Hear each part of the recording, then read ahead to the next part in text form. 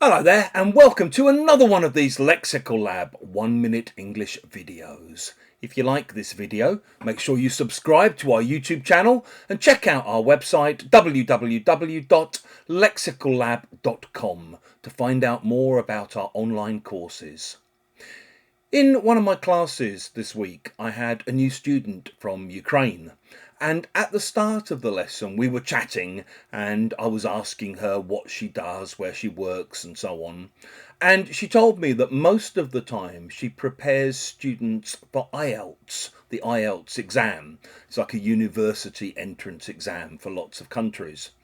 I asked if she enjoyed it, and she said, yeah, no, I do, I love it, but I do sometimes worry that I'm contributing to the brain drain out of the country.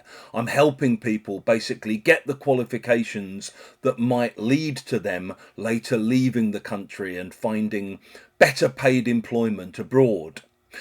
I wanted to sympathise with this, so I said, yeah, well, we all have our crosses to bear.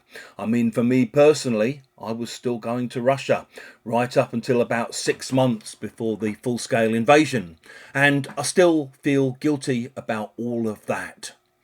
If you say we all have our crosses to bear, it basically means that we all have difficult situations that we just have to accept and deal with, even though it can be really hard to do so. Some people see this phrase as an example of toxic positivity, a way of kind of saying, oh, you think you've got bad feelings about things, so's everybody else. So, you do hear things like, God, there's no need to go on about it so much, yeah? We've all got our crosses to bear. Other people see it more as a way of sympathising and a way of relating and saying, hey, I have similar kinds of feelings of guilt myself, or similar feelings, negative feelings myself.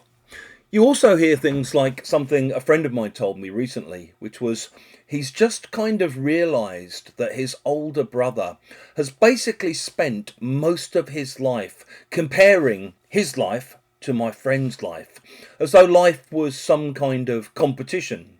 My friend said that he has made better life choices generally than his brother, but he tries not to judge him because, as he put it, we all have our crosses to bear.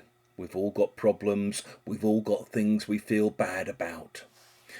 If you've enjoyed this video, please do click the like button. Please share it on social media with your friends, your students, your colleagues, and in the comment section below. We'd love to see examples of how you might use "we've all got our crosses to bear."